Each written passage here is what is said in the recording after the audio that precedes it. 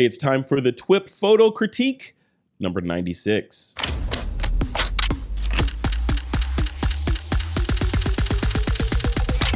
This is TWiP. Hey folks, welcome back to another TWiP Photo Critique. This is critique number 96. This week's topic was resolution. However you choose to interpret it, here to go through the images that the community has submitted on the topic of resolution is my good friend, Mr. Troy Miller. Hey, Troy, what's going on, man? Hey, I'm just sitting here playing with the microphone, listening to myself. You know that causes blindness, right? Just saying. Don't play with your mic, man. See, that's how these episodes are going to go. It's just, I love it. If people knew what we talked about in the green room, right, before. They don't want to know. I don't want to know. It is not internet approved. Oh, no. But cool. Yeah, lots of good submissions this week. What do you think? Did you have a chance to peek through the crop? I did, and I like so many, and I'm not going to reveal, but there's one that I am just in love with. So. Oh yeah? Oh, okay. I want to know which one it is. I think I know which one it is because you kind of hinted at it in the green room. So, yeah, we'll have to. It's probably my favorite too. I don't keep secrets very well, so. No, you don't. Don't play poker, or actually do play poker with me. And bring lots of money. So. When I buy Christmas gifts like 3 months before Christmas because I think, oh, this is going to be a really good Christmas gift. Like 2 weeks later, I end up giving it to the person because I just can't. I can't do that. Yeah, I'm actually good at that. Because I'll hide it and sock it away and then forget about it. And then, I know certain people that can't do that, but I'm very good at gift giving and like trickling out gifts over time and building anticipation. Like one Christmas I gave Nicole this gift and it was I bought her a Michael Kors purse. Are you familiar with Michael Kors? No, I don't carry purses. Yeah, me either. But it's a brand that apparently is, they want them. Women want them. So it's like a low pro for us, right? Okay. Yeah. Makes sense now. But what I did was I went and bought this cheap Target bag. And I presented that first. And I was like, I know you like Michael Kors, but this one was amazing. And her face just fell. It just fell. And I waited a full hour and a half until I presented the actual purse. So she was just kind of stewing on it. So it was good. That's super good. That's good. All right. I'm not good at jokes either because I am. I know. All right, well, let's do this. Anything you wanna announce before we dive in? I know F64 is just around the corner, right? That's it. That is consuming my life right now. September 12th and 13th, going to be in Art District down in Santa Ana. So you can go to f64live.com and check that out. And Frederick and I will be talking more about that. But yeah, that's it. That's what I'm working on now. Getting instructors and figuring out models and. Yeah. And you know what I'm working on? What I've been working on for the past. Quarter. Yeah, Frederick. So what's been going on with you? Anything you want to share? Oh man, TWiP, man. This Week in Photo has been an MBA in WordPress. Let me tell you. So I am, and we redesigned the site. I talked about it a little bit. So we, the royal we, redesigned the site, but made it look basically how it used to look. But it's on a new sort of infrastructure. But there's also a store coming that's inside of the new TWiP and all sorts of other cool things that are in there, including the community. This community is moving into WordPress and This Week in Photo proper instead of being on Mighty Networks. Right. So to make all that, it's great too, because it allows us to do all kinds of cool things. But it's what we were talking about in the green room. It's kind of like Indiana Jones jumping from one moving vehicle to the next moving vehicle without dying. I'm like midair right now, trying to make sure I land on the other one. And there's arrows a boulder, and spears. Yeah, boulders, and there's all kinds of stuff. So it's fun, but it's perilous. Let's just say that. It's definitely perilous because there's a lot of margin for error. Things could go horribly wrong with a live site that's serving up pages as well as serving up a very popular podcast at the same time. So It's not like you could just go away and come back a week later. It has to keep going. So right, yeah, and there's only a little bit of content to migrate, I'm sure. Oh, just a little. Yeah, it's huge. It's huge. Yeah, yeah. I was looking at courses in TWiP that were from 2013 that are I end of lifed. Right? There's all kinds of stuff in there that just Yeah. it's good. It's good. TWiP's been around for a while. Cleaning house. Cleaning house. Cleaning house. Yeah. Well, buying a brand new high tech house is what we're moving into a brand new high tech house. All right. With that, let's dive in, man. Yeah, let's do it. Yeah, we've got 1, 2, 3, 4, 5, 6, 7, 8, 9. 9 to go through. All right. First one is from our friend Mike Doran. I talked to Mike on the phone yesterday, day before yesterday. Let's take a look. He says, I spent some hours creating images during a hockey game at Snoopy's home ice in Santa Rosa, California. Had a great time. Haven't shot ice hockey in 10 years. Enjoy. EM1X, Olympus. That's what we were talking about on that call at Olympus EM1X. He thinks it's it's like a Jedi's lightsaber or something. All right, look at this one. It's nice. I like it. I like the fact that the puck is a little bit in the air. Yeah, right? Like that's what I was gonna say. Yeah, it's just floating in there. That's really nice. Yep. And Yeah. all eyes. Well, it's like all the 3 kids that are coming for number 30. They're all 2 of them in the back are looking at the goalie, and the one in the front is looking where he's supposed to be looking, at the puck. Right. Yeah. The 2 guys in the back, they're just following along. Like, Yeah, is this what we do? Is this how this works? Uh-huh. No, I dig it. I like the composition. I don't want to. I was going to say I would crop out the left side a little bit, but I like that the ref is in there and we can see a little bit of the goal. So I think the composition is pretty tight. Maybe a little space off the right. Mm-hmm. Moreover, for me, the whites looked very gray. So I think the exposure just overall needs to be brought up. At least the whites and the highlights need to be brought up because it seems just a little flat. You want to see that ice more on the white side, right? Yeah, I mean, the perimeter and the jerseys and things like that. I mean, those are white, so they need to have a little bit more brightness to them. But other than that, I think everything's really nice, really tight. And it shows range. I mean, Mike Doran normally supports, or not supports, but submits motorsports type images. So this is, he's a sports photographer, right? Right. And this is another sport. And, I love to see the range of these what people submit. Yep. Very cool. And these guys move a little slower than maybe a motorcycle. Yeah, like a couple 100 miles per hour slower. The puck moves pretty fast though. Yeah. So. Yeah. Very cool. Thanks, Mike, for your submission, man. Appreciate it. Dig it. All right, next shout up is from James Glennie. James says, my resolution this year is to get outside more to shoot. So is mine. Even when the weather makes me want to curl up in a blanket on the couch with a glass of scotch. Try an electric blanket, James Glenn. Yeah. To this end, I've added a few more things to round out my outdoor gear selection. He shot this with a Canon EOS R. Oh, nice. Look at that. I love this shot. I know. You know what? Can I make a guess at one thing that you're going to say about this shot? Yeah. You want the shot to be black and white. Yeah, you do. Go ahead and admit it. Now that I said it, you want it to be black and white. You want it black and white. I do. I do want it to be black and white. But I will tell you that I wasn't even going to say that. What I was really going to say was that to me, this image is just ideal the way it is. I was going to say perfect, but no image is really perfect. You can always nitpick.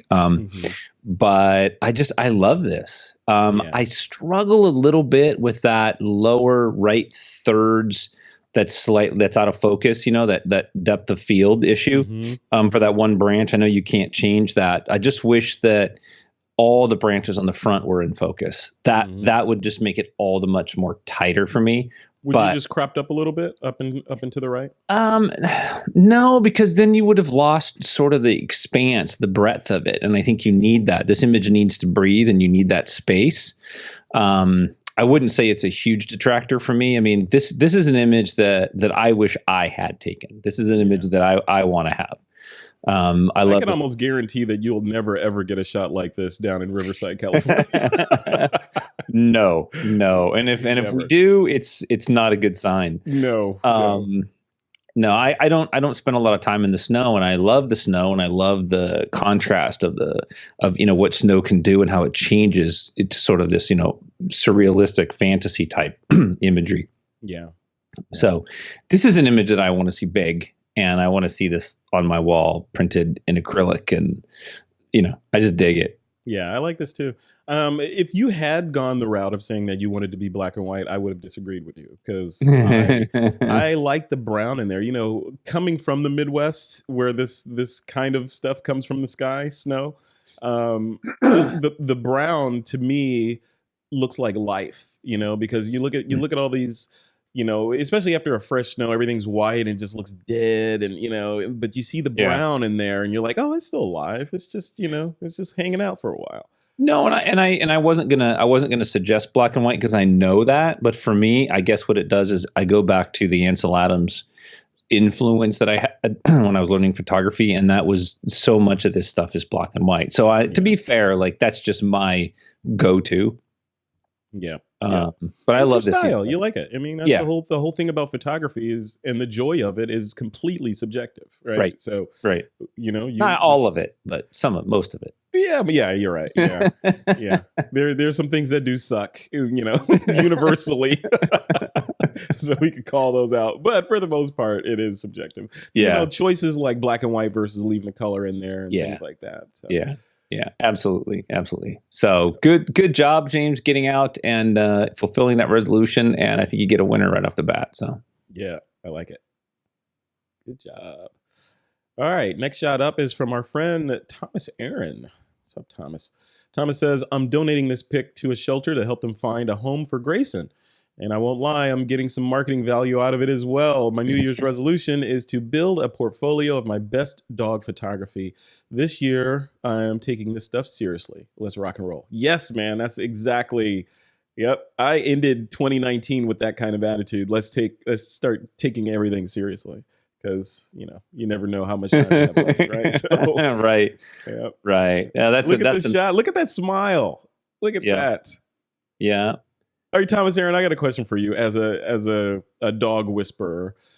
Are like a shot like this, is a dog just sitting there with his mouth open, or is he actually smiling? Do dogs smile?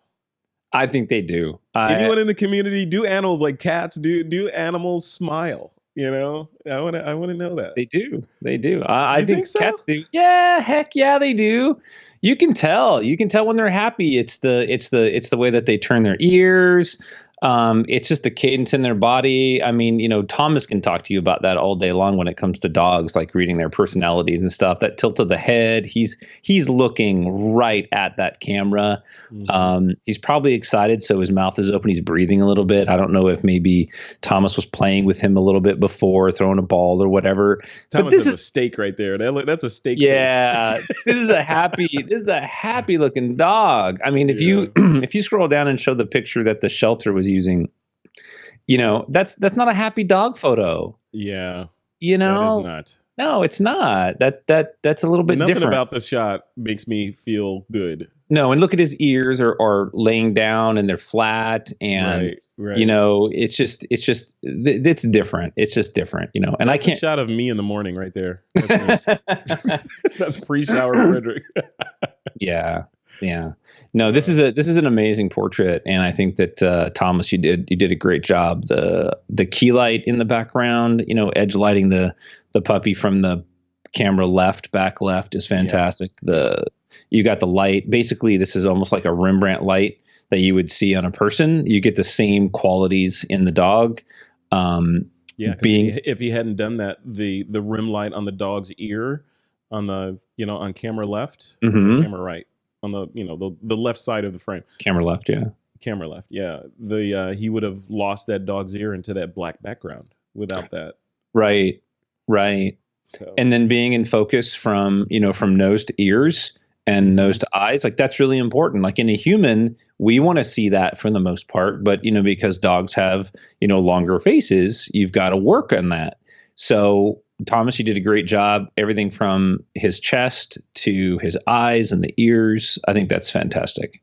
I love it. And if you have a dog, check out Thomas's site over at Fetch Masters Dog Training. Just Google Fetch Masters Dog Training, because he's doing some important work over there. And this is a great shot. I love this shot. And if you were looking to adopt this particular dog and you saw this shot and then you saw this shot, right? You're like, this is that dog's been through a lot. I don't feel like I want to take on that. And then you see this one, you're like, okay, he Yeah. needs to be in my house, right? Yeah. He or she needs to be in my house. Yeah, yeah. I mean, I've got a friend of mine here locally that does this for a lot of the shelters and a lot of the rescue centers and stuff, and it makes a huge difference. The photography, yeah. Yeah. Oh, yeah. It makes a huge difference. So anybody that's looking just to sort of expand their skill set, go find a shelter or something. That's a great idea. Yeah, that is really. What a great idea. What a good way to like you said, expand your skill set, get good at shooting unpredictable subjects, right? And then also increase the chances of, improving the quality of life of another life form, right? Oh, yeah. It's absolutely amazing. Yeah, it's great stuff. And they're fun to play with, So most of the time they behave better than a 2-year-old. So yeah, I agree. Cool. Thank you, Thomas Aaron, for that. Next shout up is from Stephen Sharf. I'm going to chat with Stephen Sharf in a couple days here about motorcycles. Stephen says the time is 10:11:33 and 1/5 second. Come on, Stephen. Genre commercial. Look at that. Look, he's taking a page out of Lamb's book here. Genre commercial. Product pronounced Zen. Thank you, because I was going to say Sin. EZM. EZM is acronym for something. What is it? Einstezimesser, which translates to mission timer. This watch was specifically designed for the German GSG-9 Special Forces Dive Unit. Interesting. Resolution is critical for commercial watch product photography. Smallest detail down to the position of a dot on a bezel or the color or shape of a line of text on the dial can significantly impact the value of a watch, sometimes by hundreds of thousands, and in some rare cases, millions of dollars. Wow. Talk about the importance of photography, right? Yeah. You got to be able to show all that. Jeez. Look at that. Yeah. I, of course, zoomed in really, really close because I wanted to get a good close look at it for what we can. Yep. I dig it. Now, the one thing that caught me and not being a watch guy, I always thought the crowns were on the right side of the face. So is it because it's a German watch? Is it a right-handed watch? You can't wear it upside down, right? So the crown has to stay. So is this meant for the right hand? Like, I have no idea. I don't know. Or is this something specific for divers or something? Yeah. I don't know watch lore, so I have no way of knowing. Neither do I. That's a good question. Yeah. I'm not a watch guy either. Before I got my Apple Watch, it was God, what was it? Just those like store-bought watches from like clothing stores and stuff. Yeah. I wore no watches. Oh, I like watches.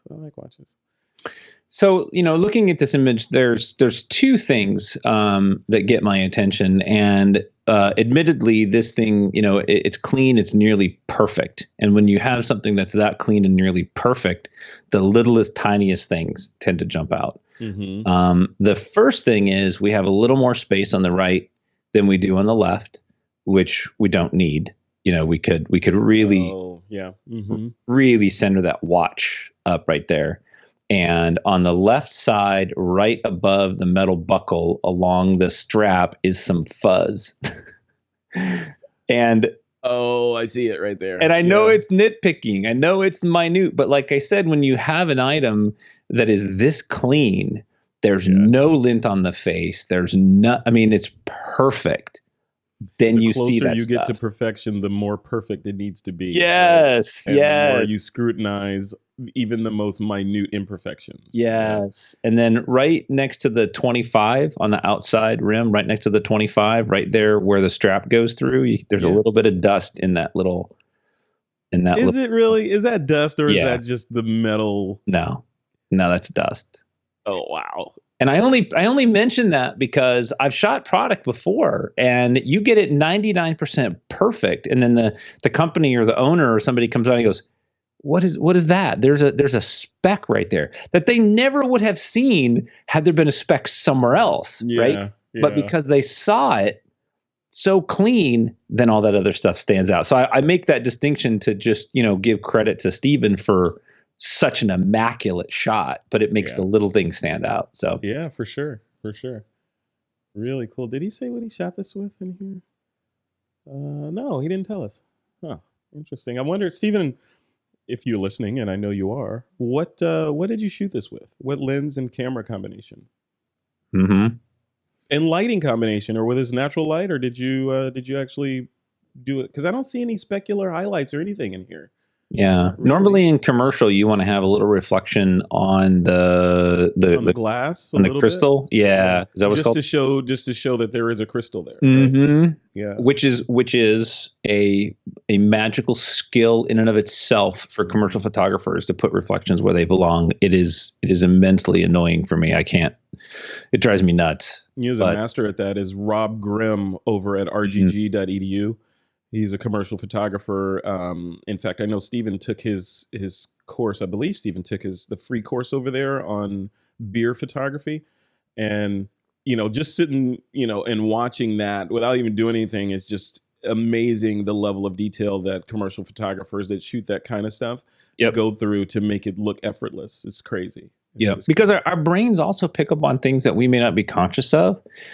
Somebody may see a nick or a ding or a lack of a reflection or whatever, and they may not consciously recognize that it bothers them. Mm-hmm. But if it wasn't there, then they see something else. They see the blue, they see the detail of the face, or they see, whatever. So there's a lot that goes on in imagery that we just don't know consciously. Yeah, that has an effect. It's very subconscious. Yeah. You know it. You know that something bothers you, but you can't put your finger on it. Right. Right. Yeah. Right. Yeah. It's like symmetry. It's like that. Symmetry is one of the markers that humans define beauty by. Even in other humans, it's the symmetrical or the symmetricalness of a face. You instantly see it, and you instantly can feel when it's not symmetrical, like someone's nose or mouth is crooked or one eye is bigger than the other or something. You can feel that asymmetry. And when you feel it, it somehow triggers the, oh, that's not beautiful thing in your head. So interesting. Yep. Cool shot. Yeah. All right. Next shot up is from Lamb. Look at this. Lamb says, theme resolution, title, smoky resolutions. Nowadays, the resolutions by modern Chinese are often amalgamated with making wishes in the temples. The resolutions are standardized and printed on color papers instead of handwritten in the old days. The resolution contents are different from one temple to another, but they have one thing in common, having at least 3 resolutions: family health, wealth, and harmony. The temple staff would write the names of both the resolution maker and his or her beneficiaries on the paper. After some time, some resolution papers have burnt holes in them caused by the smoke from the burning spiral joss sticks below. Some broken half-burnt joss sticks drop by themselves or by itself from above and get entangled and left dangling. He shot this with his Nikon D3. I love the fact that he's still shooting with that D3. That is such a kick butt camera. Nothing wrong with that thing. Yeah, I loved it. Still sees light the same, doesn't it? Oh, it was, that thing just still focuses so fast. I loved that camera. That was the first time that I really got a hold of like a high-end pro body that I felt really, really lived up to the price. Mm-hmm. Yeah, because it was heavy. Yeah, because it was heavy. That thing was like, getting my money's worth. This thing's heavy. That thing was like $6,000 when it was new. Wow. And you bought one new? I bought every model new, from the the D1X all the way to the D5. Oh wow. Yeah, that was like every 3.5 years. Yeah. Wow. And your Zed was new too, right? Yep. Yeah. Killer bodies. I said Zed because I've been, speaking with Craig Stampley too much. But I'm multilingual now. I understand. It's Zed or Z. Yes. Like I get that. Yeah. Zed. I like Zed. It makes me sound learned. Oh my gosh. The Nikon Zed.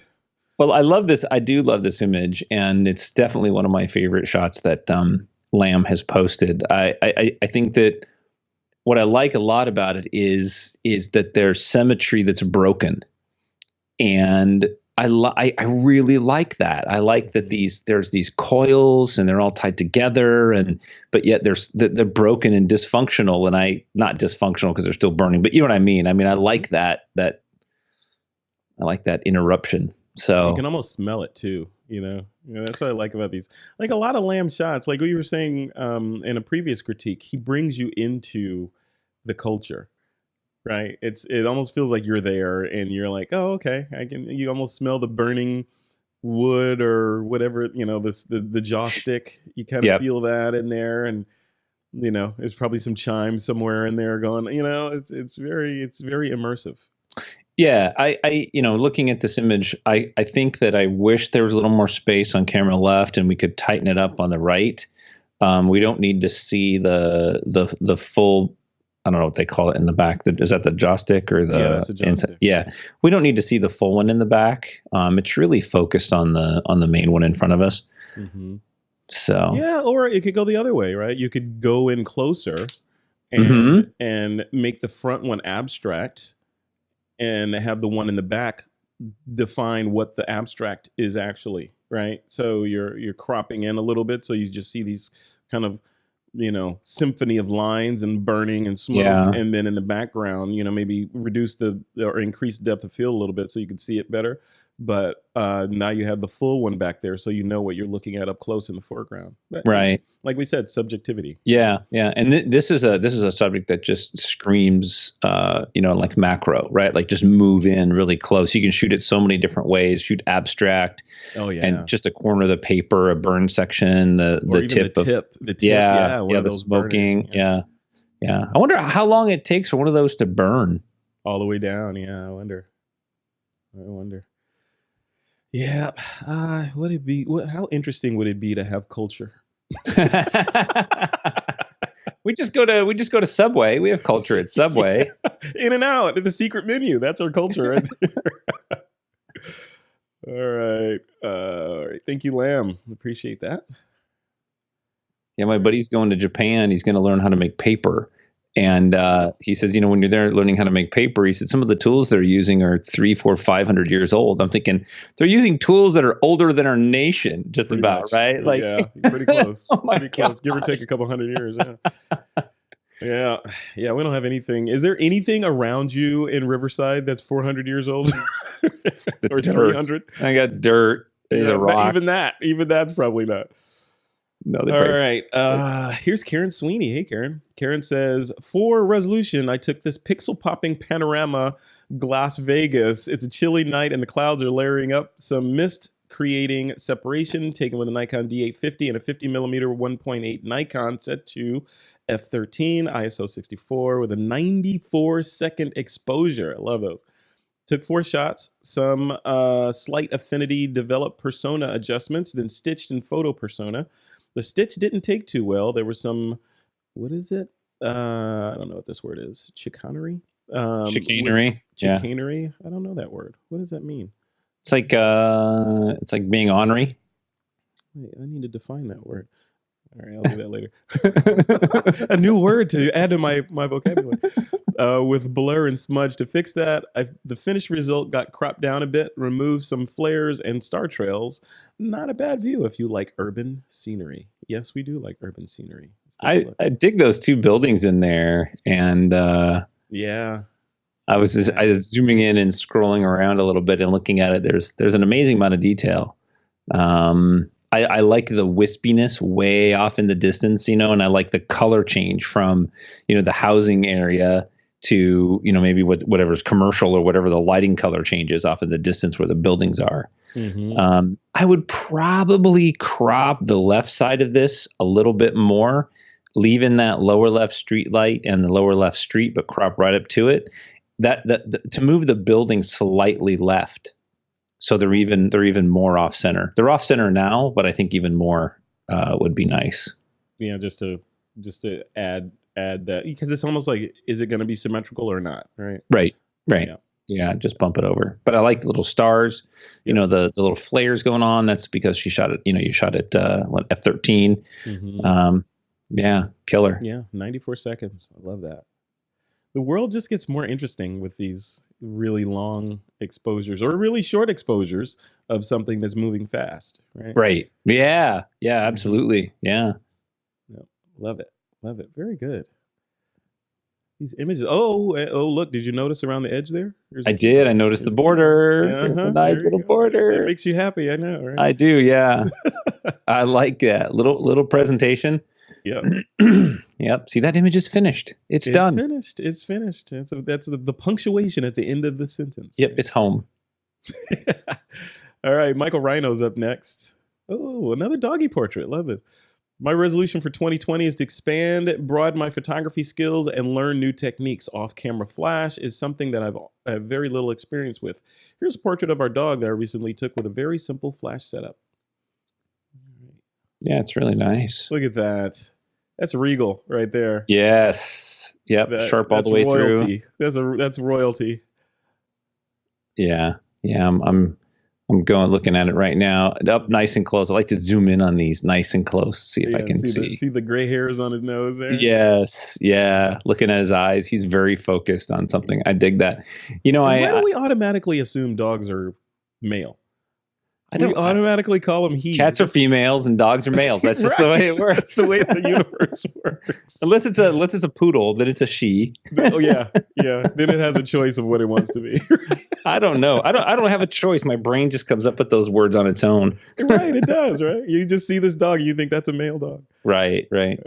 I think this would look really good with some dodging and burning. Meaning, bring down the chest. And to have us focus on his or her face, and then try it in black and white. I think that black and white would make this very sort of traditional, right? Yeah. And that there's a lot of tones in that coat and the face and the mask of the face, and I think it could look very regal in black and white. Yeah.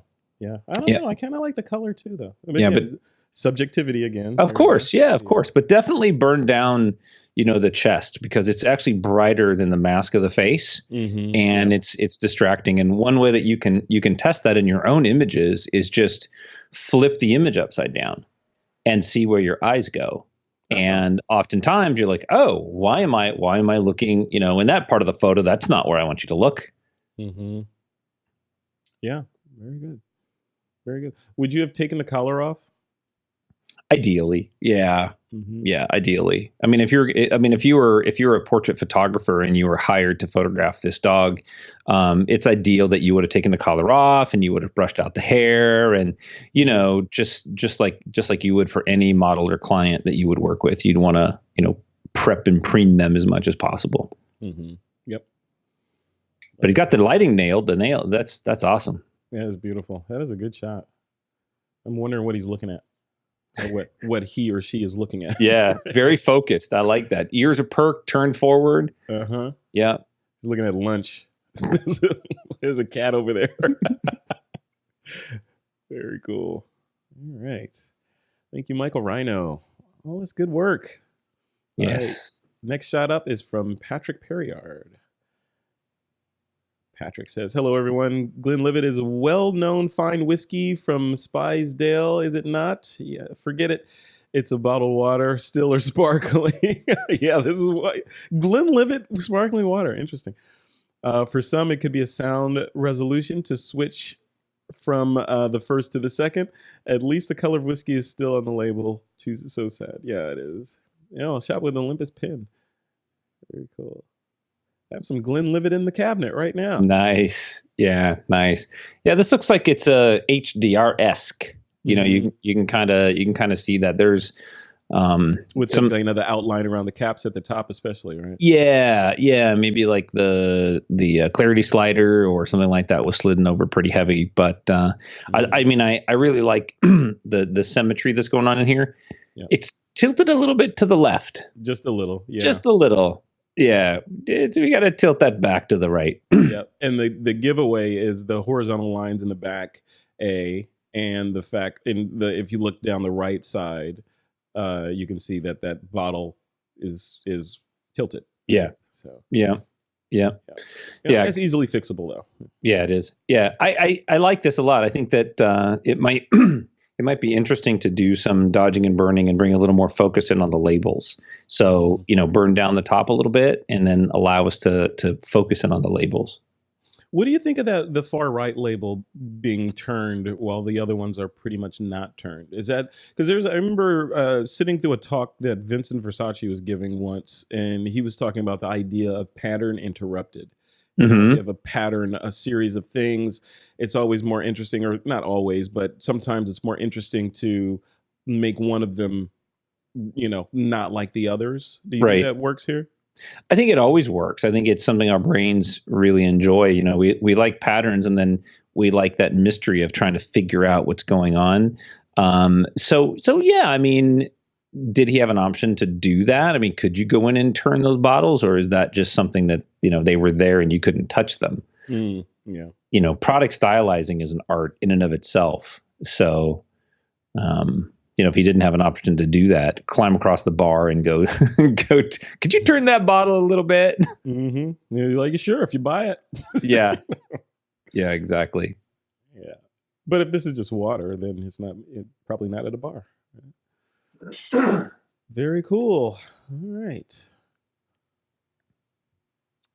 And this was with Olympus Pen F with a 17 mil f1.8. ISO 200 f4.5 at 125th. Very cool. All right. And last but not least, Craig Stanley.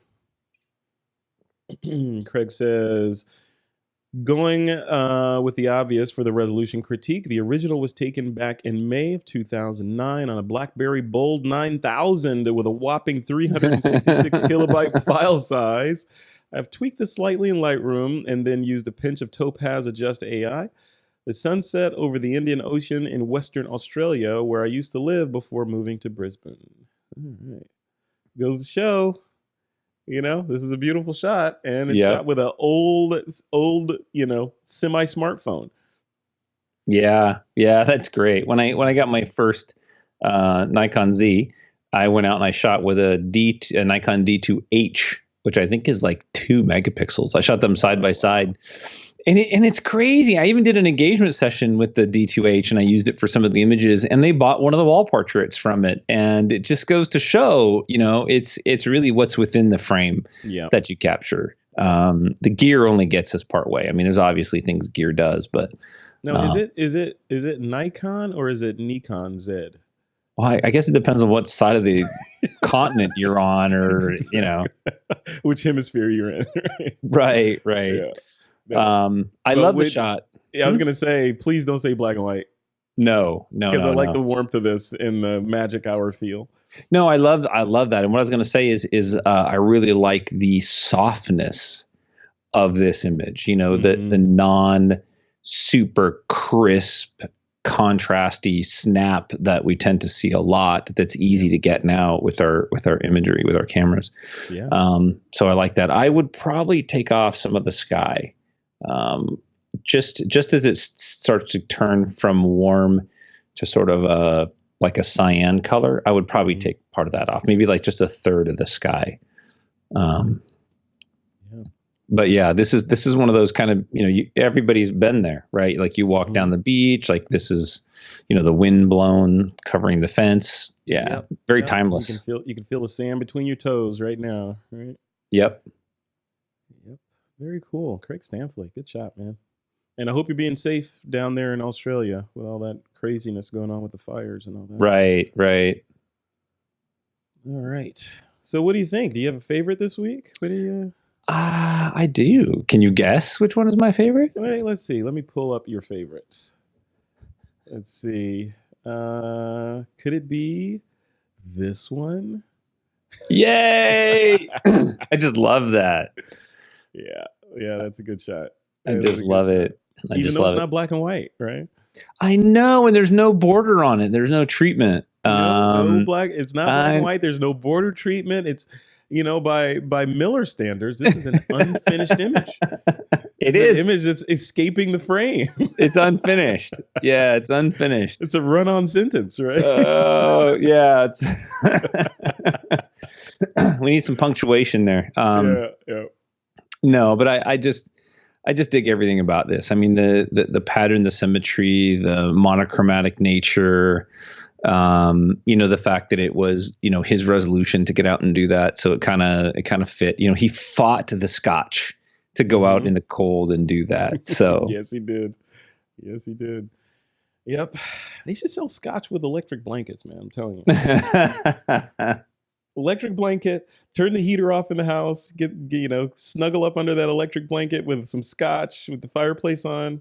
I'm already asleep just thinking about it. Yep. Put on a nice documentary and then, therapy. That's my prescription. There you go. Good call. Yeah.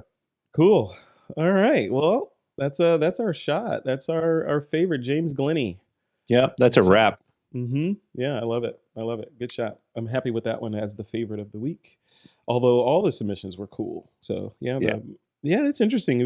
We should actually do a best of one day and go back to when we first started these critiques and look at the quality of work and how it's kind of gotten better over the successive months. So yeah, it's really good. Should we do that for 100? You want to? Yeah, let's do that. Okay, yeah. I'm making a note. They're all on the site. They're all there. Best of. Okay. Yeah. We'll have to figure out how we're going to do that. Have to go in and pull all those out and. Yeah. Or we just screen share the old posts. They're all there. Yeah. Yeah. We'll figure it out. Maybe we'll do that. Yep. I like it. So what's our next topic? You picked it. What is it? I picked it. I suggested it and you said yes. Yes. There you go. Well, you picked it. I approved it. I gave it my stamp of approval. Right. I'm writing it down so I don't forget. It's zippers. Zippers. Yeah, zippers. Something everyone has in their house, but is rarely photographed. Yep. Right. And without them, pandemonium. Yeah. Yeah. And let's keep it suitable for work. Yes. Joshua. Yes, keep it suitable for work and zippers. Let's see what you do. Joshua has superpowers though, because Joshua could just go download a zipper file and bring it into one of his compositions and render it out and Well, I'm wondering, is a zipper something that I don't know? I didn't know a habit was that thing that nuns wear. I had no idea. How could you not know? I didn't know. I don't know. Really? Have you not seen the Whoopi Goldberg movie? No. Like Back in the Habit or something. Yeah. There's no aliens in that. I've not watched it. I'm not up on nun trivia. So. All right, I'm gonna leave that right there. All right, I would like to know who in the audience that are watching this in the community didn't know what a habit was or doesn't know what a habit is. So I would like to know that. Just shaming me. That's all you're doing right there. Please shame Troy Miller and his black and white and border fetish, and lack of knowledge about, habits. So you got to do it. All right, man. So cool. Next week is critique number 97 and the topic will be zippers. Zippers. And we have some, we don't want to share it right now, but we'll have some interesting changes to the critiques for 100 or actually 101 and beyond. So, and we will announce those changes in episode 101 of the critiques. Yes. So, yeah, I think you'll find the changes refreshing and productive. Yeah. And they're mostly that guy's idea. Right there. He came up with it. So blame him if you don't like it. Uh-oh. Damn. All right, cool, man. Well, I guess that's it for critique number 96. I'll see you next week. Yep. All right. Take care, guys. Have fun. Go shoot. Yeah, get out there and shoot. And zippers. That's it. Zippers. See you later.